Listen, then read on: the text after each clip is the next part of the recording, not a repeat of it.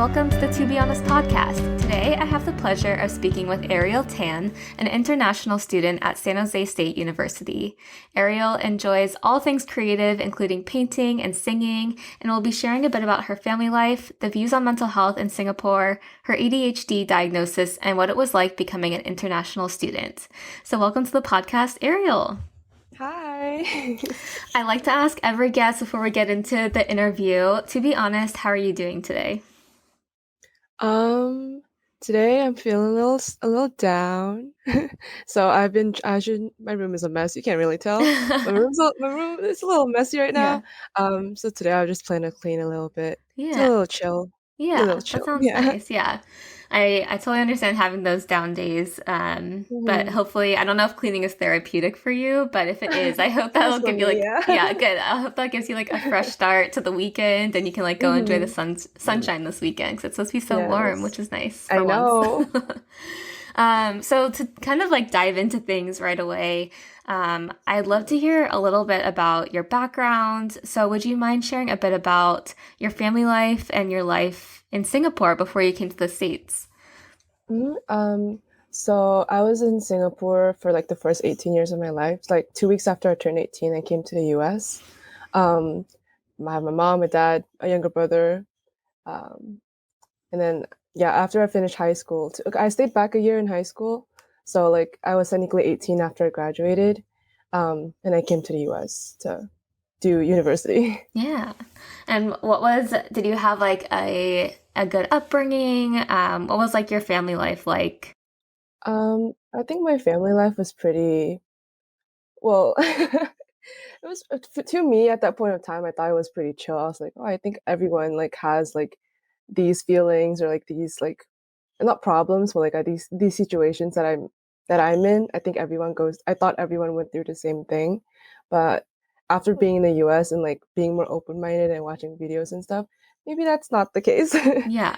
Yeah, so I was like, yeah. So my upbringing is a little rocky. I love my parents. I have a good relation. I would like to think I have a good relationship with them, but they have being in an Asian like society, they don't really know how to handle their feelings. And so then I don't know how to handle my feelings because I see my parents do the same thing. But other than that, like I had a good childhood and there wasn't any traumatic experience. Yeah. It was a pretty okay, yeah. Yeah, yeah. I think everyone kind of has their stuff, even if it's not hmm traumatic. I know.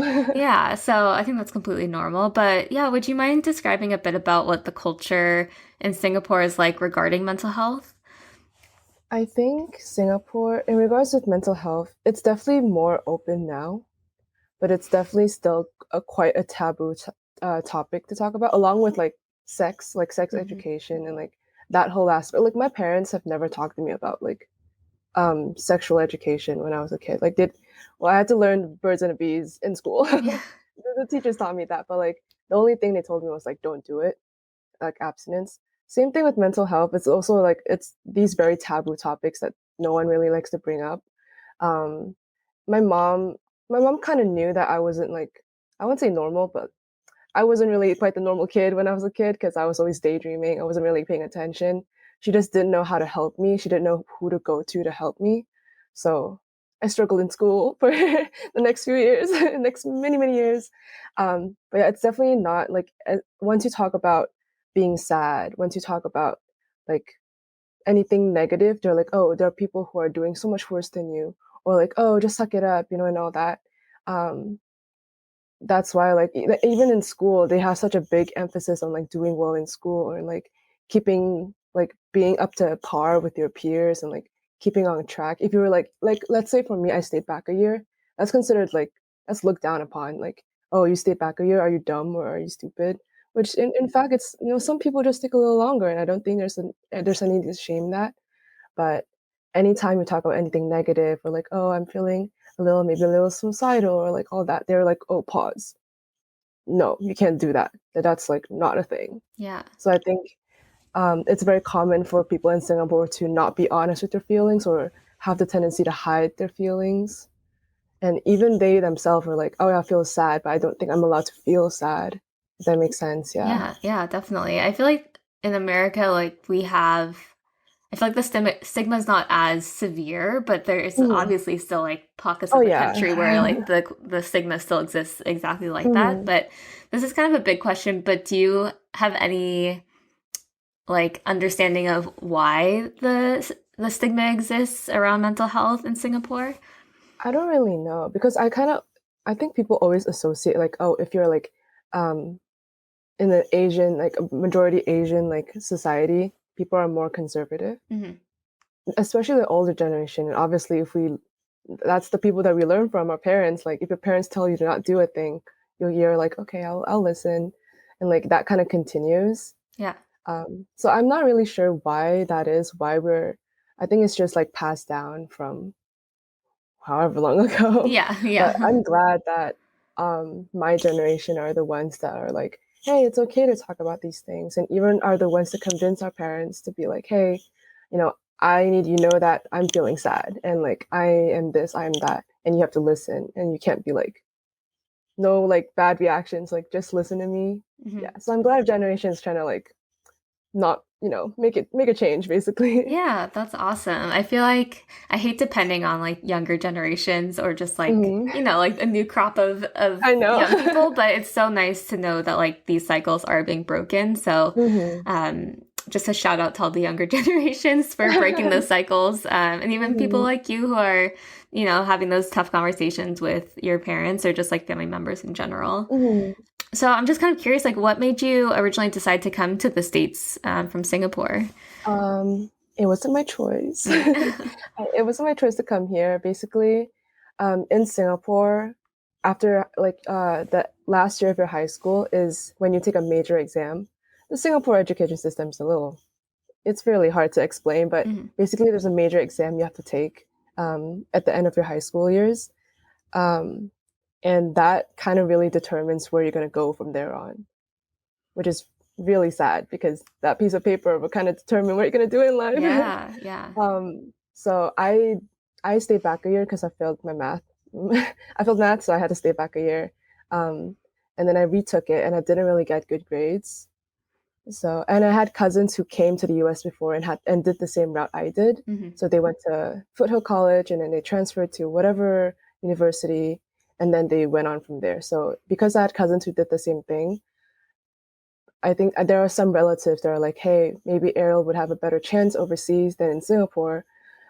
So then the decision was made for me to go. And also because I was like 18, I didn't Hmm. know what I was, I didn't, I knew I wasn't big on the like idea of coming to the US, but I didn't know how to say no. Hmm. I just went along with it. So I was Yeah. like, okay. And I was like, maybe I should have said something. Yeah. Yeah, Yeah. it was basically just for me to have people in my family just thought that I would have a better chance, um, be it in my school or career if I Hmm. came to the US. Okay. Yeah, that makes sense. But man, what a big change that had to I be know. for you. I can't imagine like I don't know what the culture shock would be like, but I'm assuming it would be pretty big. So Mhm. yeah, what was your experience like as an international student when you first came here? I think culturally, I didn't have like too much of a shock because there's like YouTube videos and like all that. You kind of like Hmm. know like, oh my God, that's a Target, that's a Yeah. Walmart, and that looks so cool. Yeah. Um, but yeah, I there wasn't like too much of like culturally like all of that of a shock. Mhm. But it was definitely hard to um meet new friends because I'm very introverted. So it's very hard for me to like go out and like talk to people like when I meet them in like orientation and stuff. I'm lucky enough that English is my first language. Mhm. And then I'm fluent in English, so I can at least like communicate with people. So I can't imagine like being like not fluent in English and being international and like trying to converse with these people. And you're trying to like say things, but you can't convey with the limited English you have. So I'm still okay that it was hard for me to transition, but it was still okay for me. Mhm. But I imagine if you can't speak the language, it's much harder. Yeah, definitely. Yeah.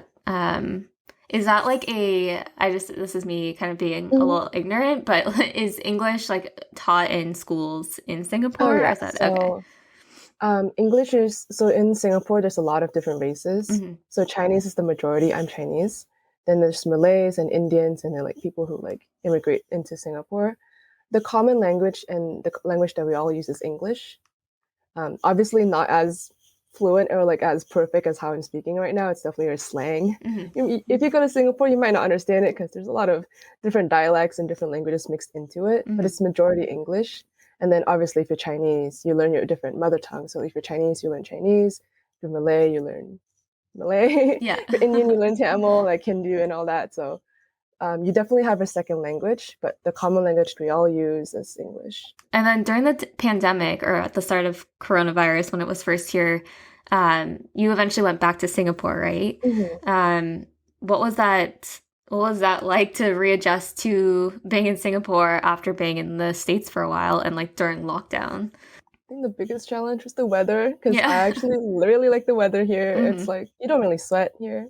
It's very nice. Yeah. But other than that, it was a little hard because I think after coming to the US, I kind of lost touch with a lot of the friends I had in Singapore. It's been a while since I talked to most of them. Hmm. Um, so that was a struggle. And like, yes, yes, I'm in Singapore, but we can't go out. Like, there's a limit. Like, either you completely can't go out, or you can only go out in twos. Or, like, these restrictions are always changing. But it was very hard to like meet up with them, especially because we're all busy with school too. Yeah. Um, and it's hard, right? Like, because your friend is right there in the same country as you are, but you can't really meet them. Yeah. And I feel sad because like, oh, I lost touch with this person. I want to reach out, but it's hard for both of us right now, especially during COVID. Hmm. Um, but yeah, during COVID, I just stayed at home. Like, I mean, that's all we could do. Yeah. But I just stayed at home. I just did online school, and yeah, just I just pretty much just kept to myself. Maybe Yeah. talk to one or two friends, but yeah. Hmm. Was there a specific reason why you decided to go back to Singapore during the pandemic? Mainly because the government was asking all of us to go Oh, back, okay. and I think it was more in like not thinking about it, it was a good choice for me to go back because Mhm. Singapore is very efficient in the way it handled it, compared to the US, because Yeah. the US is much, much, much bigger. Yeah. Singapore is very small, so it's easier to control and like have restrictions and stuff.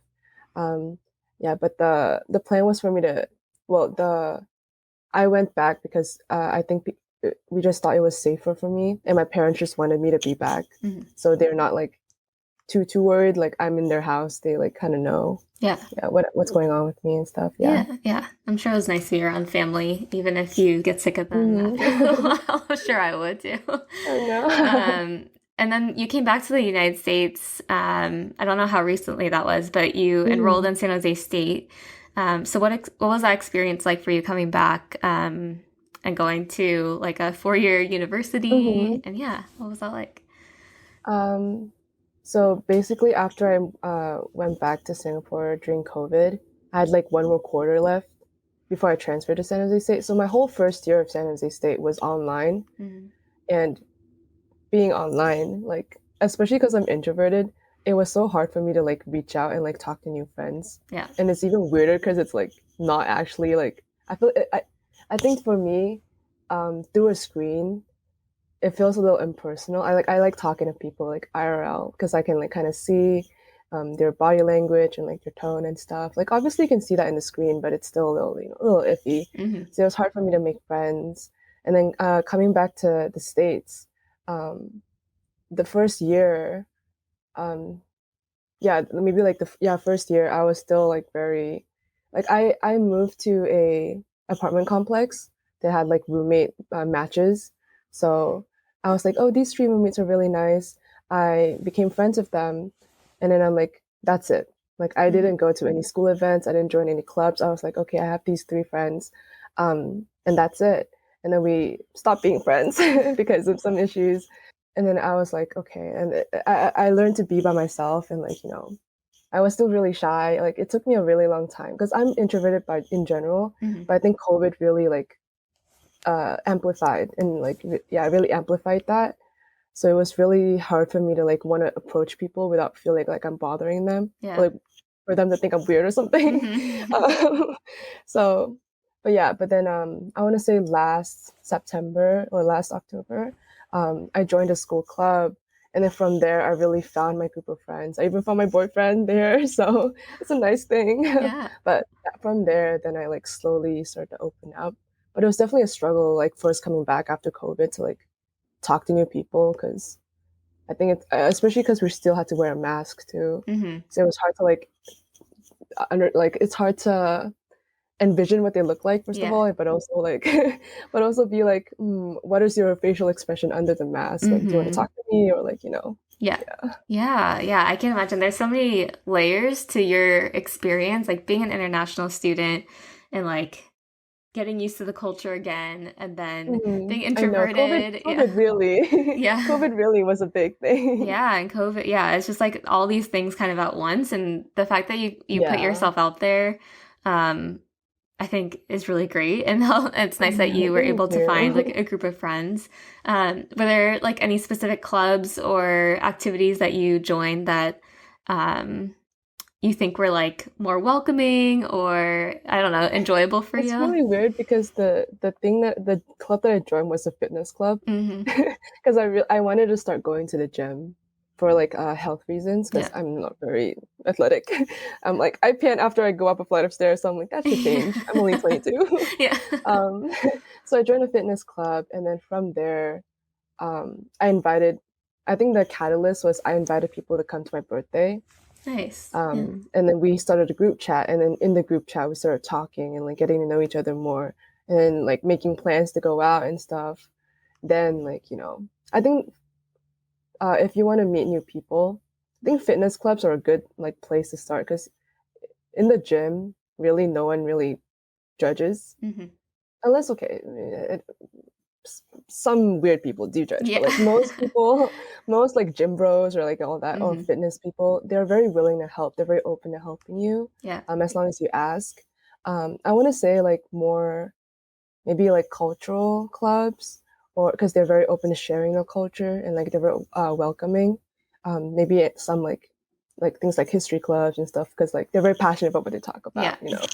So I think those clubs would be like very opening and like you know, but obviously just go what you want, do Hmm. what you like, or go off what you enjoy. Hmm. Yeah. Yeah. I also love that you were the one that kind of initiated it. 'Cause I know it's Yeah. so hard. I'm introverted too, and like Mhm. just if I like meet someone new and I'm like, I feel like we could be friends, I feel so like intimidated by just sending them a text, Mhm. like inviting them to I do something. know. It's I like, feel that. yeah, it's like I don't want to be rejected, but then yeah, it's Mhm. like what's the worst? What's the worst that could happen? Like they say no, and it's like, okay, maybe we Yeah. weren't meant to be friends, but No, I I haven't totally gotten a get no that. yet, so I totally get that yeah. because I have a really bad, like, I think it's called a rejection sensitivity Hmm. thing. But like, I am really scared of rejection. Yeah. So like, every time I send a text, or like, oh, does anyone want to hang out? Like, there's a period of time, I think even now, that I'm very hesitant to send the first text Hmm. because I've been ignored or because I've been like, um, let down so many times. Yeah. But I think this friend group really built my confidence more to be like, hey, Good. you know, do you want to hang out? And obviously, because now I'm like 22, all my friends are like in their 20s. Hmm. They're working Yeah. or they have internships, and like, our school is just really, their majors like just hella Hmm. hard, and like they need time to school. So it's okay for them to say no because like Yeah. they have to worry about their own stuff too. So I Definitely. think that this friend group really built my confidence, I would say, Hmm. or like help me in that aspect to be like, Yeah. it's okay to ask. It's okay if they say no. Hmm. It's fine. Yeah, definitely. I love that. I love that you found some good people in your life. Um, and you were also recently diagnosed with ADHD, which I think kind of goes back to things that you were Hmm. mentioning earlier on, like in school and like being distracted. So, would you mind sharing a bit about your experience with ADHD? So honestly, I didn't know much about ADHD before I was diagnosed. Honestly, I just thought it was like just being hyper because it's in the name. Hmm. um, but then I think my aunt was the because my cousin has ADHD, and my aunt was like, "Oh, you have a lot of things that you like do are very similar to your cousin." She thought maybe I had ADD, but it's like honestly, I don't really know what the difference is. There's one that's hyper, there's one that's not. Yeah. Yeah. But like, I she thought I had ADD, and then I really pushed away the idea of being tested because I was like, you know what, I don't want to have a label on me. I don't want to like think about it. Um, but I think it came a time that's like, hey, I think if I were to get tested or like diagnosed, it would really help. Like, and I get accommodations, it could really help my school life. So I went to a psychiatrist, the same one my cousin went to, and I got a diagnosis, and it's, you have ADHD. I'm like, oh, that makes sense, because like you scroll through like TikTok or like you read the symptoms and stuff. Mm-hmm. Things that I never knew were related to ADHD are related. Yeah. And then in my mind, I'm like, oh, that makes a lot more sense about why I do these things or why I think a certain way. Mm-hmm. Um, and especially in school, like my mom, since kindergarten all the way to high school, she always had to go see my teachers. Mm. Like there's not one parent teacher conference that she missed because my teachers always want to see my mom Mm-hmm. because the number one thing they say that's like, hey, your daughter's not focusing in school. Like she's always daydreaming in the back. Mm-hmm. She's always talking. She's always like not listening. And in hindsight, I'm like, oh, it's just that I can't focus and I don't have resources in school to like help me. I just had to like power through it. And also like ADHD is like if you're not diagnosed when you're a kid, it's very hard, especially as a girl, it's very hard to get diagnosed. Yeah. So yeah, so after learning about my ADHD diagnosis, I was like, oh, and then I got accommodations for like extended timing and like if I need someone to take notes for me, I can. So that really helped me in my school life. Yeah. Do you mind sharing a few of the symptoms that you personally experienced, like things that you didn't think would be categorized as ADHD that you kind of can think back on now and see like, oh yeah, that makes sense. That was probably like part of my ADHD. I really can't think any like I have a lot. I just can't think of much on the top of my head, Yeah, but that's definitely okay. like not being able to focus. The anxiety and depression that comes with ADHD, I experienced that heavily. Is there more things to my ADHD? Maybe, Yeah. we'll leave that for future me to think about. um, but I definitely struggle with the depression and anxiety that comes with ADHD.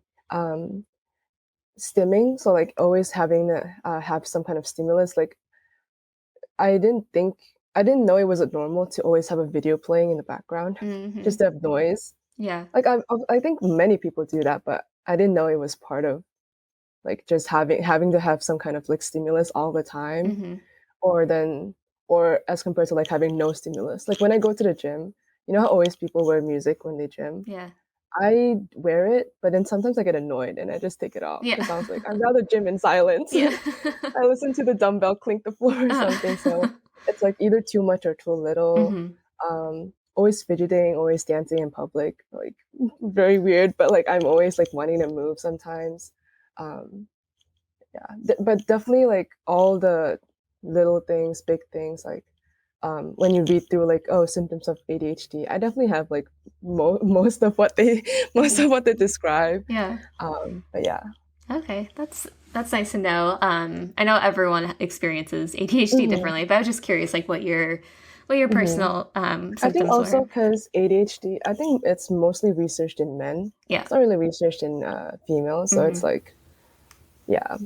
Yeah, definitely.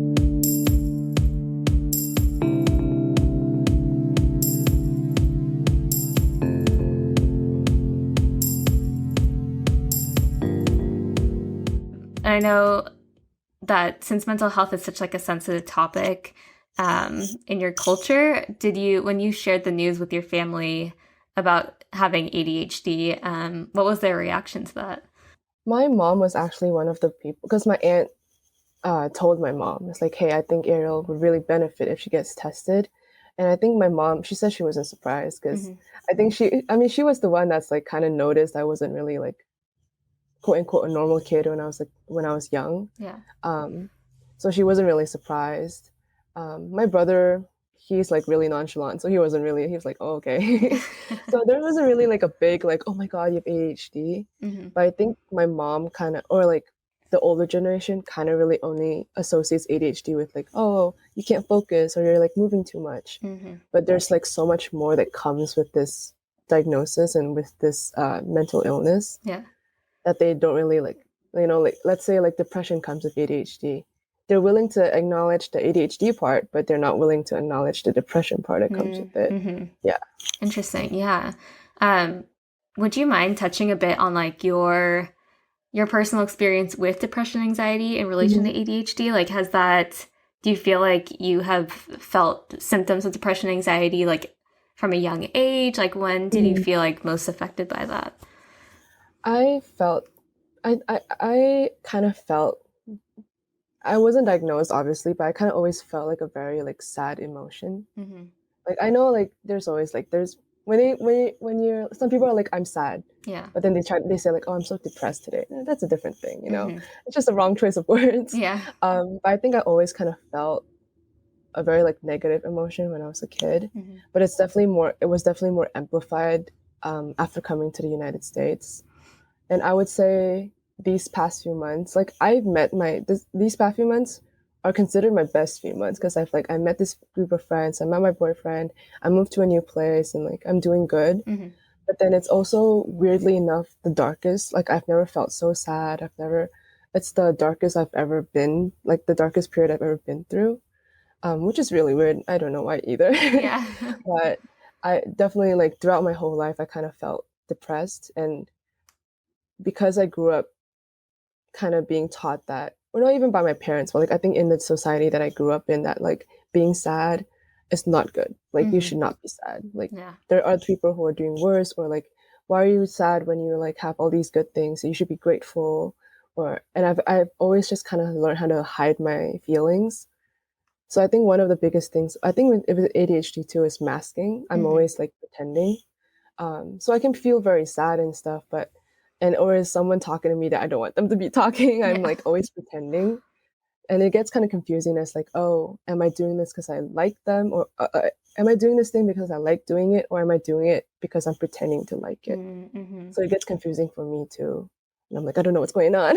Yeah. But Yeah. yeah, it's definitely from young, I kind of felt a little bit. Mm-hmm. And then now it's just more amplified. Yeah, yeah, it's so interesting.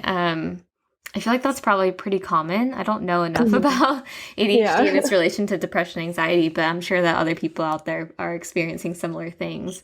Mhm. And I think you touched on something so important of like of feeling two very different feelings at the same time. Like you are Mhm. experiencing a really happy time in your life, and yet you can still have those sad feelings. I think both Mhm. are true and both are valid. I know, yeah. And it's, yeah, I'm sure it's like a very confusing time, but Yeah. I hope that I hope the good outweighs the bad, but I think that also is very, very normal and should be more normalized too. Yeah. Yeah.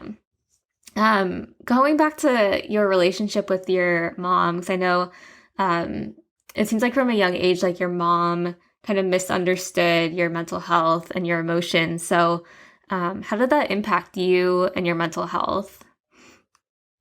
Um, I would say my mom is I think my mom is a great mom. Mm-hmm. Like given the circumstances that we're in, like we're not very rich. Like I think people have a misunderstanding that most international students are kind of rich Mm-hmm. because you have money to come here. But my family doesn't really like they're using their life savings to like help me come here. Yeah. So they're not very well off. So but given their situation, given the work they have, I think they did the best they can. Um, but when I was a kid, my parents weren't really home because they're like working. And I was being brought up by a nanny. Um, and yeah, my parents they it's it's a very typical like movie thing that like oh my I'm at the school recital but my parents aren't here. Like you Mm-hmm. know, I kind of always wanted them to be like more involved in my life Yeah. because they don't really know who I am, even though they're my parents. Mm-hmm. Um, But my mom, I grew up seeing her have breakdowns, like very severe breakdowns, Yeah. and then I always wondered why. Um, no, I didn't. People always tell me that your mom is just angry, your mom is just dramatic or something. Mm-hmm. But I'm like, there's definitely a deeper reason to why she's having these not just breakdowns, but very like dramatic, like not dramatic, but like very like overly like breakdowns in front of her children. Because the Yeah. most parents, I think, try not to show that side in front of their kids, be it a good thing or bad thing, you know, they try not to show that side in front of their Mm-hmm. kids. But then they very openly like have it in front of us, or like they're always fighting in front of us. Um, and then from there, I'm like, oh, maybe I shouldn't. Every time I want to share with my mom something, I want to like say that I'm feeling this thing. I'm like, oh, I shouldn't do that, because then my mom would say this, my mom would say that. Not even my mom, like my parents would say this or say that. Um, and then there's a period of time where I was very close to my mom. I told her everything and stuff, and like I couldn't keep any secrets from her. Like anytime something happened to me in a day, I'm like, oh, I'm gonna tell my mom that when she comes home from work today. I was very close with my mom for a period of time, but then after coming to the US, I think I struggled with my emotions here, and my mom doesn't really know how to handle stress, Mm-hmm. so she kind of piles it on, and she's not the type of person to like ask for help, Yeah. so she piles it on herself, and then she lashes out at people. Mm-hmm. So then we're like, oh, we're trying to help you, but then you're lashing out at us. We don't know how to help you. And it's all like it's a whole mess. Yeah, yeah. So um, I think my mom. I think even right now, it's been like 2 months since I talked to her, because I don't know how to process my feelings Mm-hmm. to be able to talk to her. Yeah. I'm gonna call her soon, Mm-hmm. hopefully. Yeah. um, but yeah, I think at this point, um, my mom's how my mom acted when I was a kid, or like how my parents acted when I was a kid, really affected how I am now as a person. Yeah. And I really struggle with that because um I don't know if you know about attachment styles, but I'm an anxious attachment style. Mm-hmm. But my boyfriend is very secure. Like he's like as stable as a rock. He's Yeah. just stable.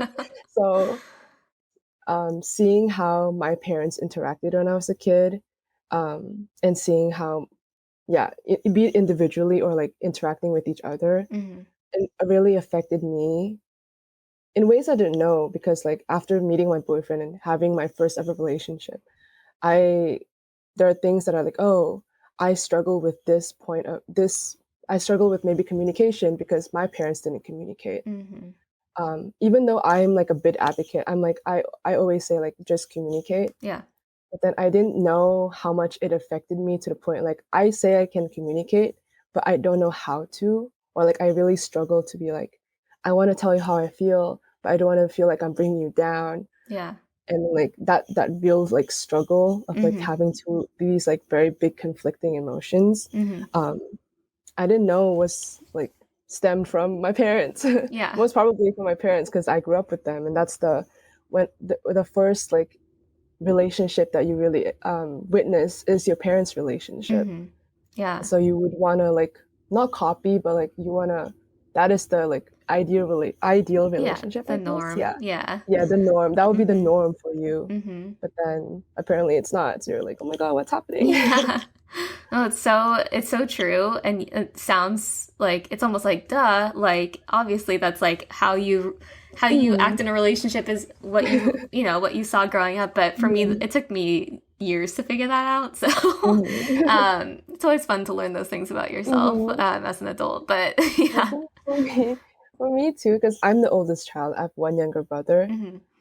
It's also a big thing for me, because it's like my parent. Okay, let's say my parents are fighting. Hmm. I go to my dad, and they're like, "Oh, your mom did this and this and Hmm. this," and I go to my mom, and my mom was like, "Your dad did this and this," and I'm like, and then I'm the messenger, Yeah. and I'm like that. As a kid, I don't think I should be doing those. I don't think No. that's my responsibility. Exactly. um, so like I think subconsciously, I kind of like got the role of being a messenger between like two like people. Hmm. Um, and then like I remember vividly like my mom or like my dad asking me, oh, if we had a divorce, who would you go with? Oh my gosh. And like as like at like 6 or 7 years old, that's not the question you really want to be No. hearing from your parents. And I didn't know that my mom asked my brother the same question. Mm. And I only learned like maybe a week ago that she asked my brother the same questions too, more than she'd asked me. Wow. She asked my brother probably like 3 to 4 times until he was like maybe like mid high school, Hmm. and I was like, oh my gosh, that's like you should not be asking your kids these No, questions. no. Yeah. So I think, Wow. yeah, even then they're like these things you kind of think you thought it was normal, Hmm. and then after you see the world a little more, watch a Yeah. little videos, talk to different people, you kind of learn that hey, that's not normal, and then now you have to kind of cope with like okay, these things are not normal. I have to get over that, and try to like learn what a healthy relationship is Yeah. and like learn how to communicate again. Yeah. Yeah. I'm glad you're learning this now in your early Yeah. 20s. I think it's important to, yeah, to kind of address Mhm. those things, and being like so self-aware is so important. But a lot of us, including myself, were not as self-aware when I was in my Yeah. early 20s. So, just a note for everyone out there listening, that address those things early. Yeah. But yeah, I'm kind of curious, do you feel like there's room for your relationship with your mom to improve, and to like be open about talking about mental health and addressing her own mental health? Mhm. Um, I it's been a while. The last time I was in Singapore was in 2021. Mm, I do plan to go back soon. Because I don't know if I were to get a job here and like stay here long term, it's gonna be a while till I go back again.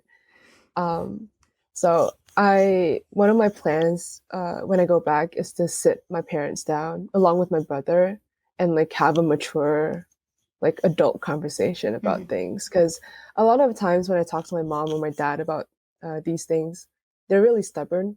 They don't want to listen, Yeah. and then they like react very like Hmm. explosively. Hmm. But then for me, I used to be that person until I'm like, this is very tiring. Yeah. It's very tiring to be yelling all the time, to be angry all the time. I kind of just want to like sit down and talk. And I'm like, Mom and Dad, you're both 55. You're old enough. Stop yelling. Yeah. we can have a mature conversation about Hmm. this. Yeah. Um, yeah, it will be very painful. I Hmm. know. There's definitely a lot of crying will be involved. Yeah. Um, but that's definitely one of the big things I want to accomplish because Hmm. I don't want to come to the US, or I don't want to live in the US without my parents' support. Because like with Yeah. this 2 months of not talking to my parents or my mom, it has been really hard Hmm. because I I have my friends, I have my boyfriend, but they can only do so much. Yeah. Your parents' support is something that's completely different. Hmm. Um, So I want to be if I'm going to be staying here, I want to repair and have that good relationship with them and update them on things like, hey, I did this, hey, I did that, and have that support from them. Hmm. Yeah. Yeah. Yeah. I hope that relationship, sorry, not that really. I hope the conversation is healing, Hmm. and can heal the relationship too. Because I think, like, yeah, like you said, there's, I wouldn't say nothing like parent support, but it's definitely, yeah, like you said, a different kind of support, that I think Hmm. is so important. Um, but yeah, I commend you for even having that conversation, because I know a lot of families, like, everyone would Hmm. just sweep things under the rug. I feel like I that's just like the know. norm for most families, just like, I we're no, just I not going to think talk that is about the it. norm. Yeah. So I kind of want to not. I Yeah. don't want it to be like that. Yeah. Yeah. Going back to like the breaking of cycles, I think that's Mhm. great. Yeah. Yeah. This is kind of a bigger question, but I'm just curious if you have any thoughts about like what needs to happen in order for the cultural stigma around mental health to change, especially in Singapore. Um, I think me personally, what I think is just being more open-minded. Mm, I think the difference between the my parents' generation and my grandparents' generation and our generation is that yes, they have experienced more in life because they're older, but then I think we consume more foreign media, but also like we're as like the school curriculum always changes, we're taught to be more open-minded. yeah. Like that's why you see like I mean obviously there's like racism and sexism in all ages, but you normally see them in the older generation because they Hmm. have this mindset that they don't want to change. Yeah. Um, so I'm I'm not gonna go as far as say like, oh, these things won't change until the old generation are not here. That's like Right. no, that's bad. Yeah. But I think it just takes both parties to be more open-minded. Hmm. Don't every time you hear something that doesn't agree with your opinion, just sit and listen. Like there's obviously it's okay to have different opinions, Hmm. but then I'm not gonna shame you for having a different opinion. I Yeah. think that's the yeah. Yeah. So like yes, you think about A, B, and C. I think a different thing, but I respect that decision, and like there's that, and we can come to a compromise Hmm. and be more open. Like for example, um, I wish my parents would be more open minded about me talking about me struggling in the US or like and all that, and not their immediate reaction to be like, oh, we're struggling too and all that, and like put yourself in other people's like shoes and Yeah. like think about where they're coming from, and just don't be so reactive, I guess. Just be Yeah. more open-minded. Yeah, and empathetic too. Yeah, Yeah, just listen. definitely. Yeah.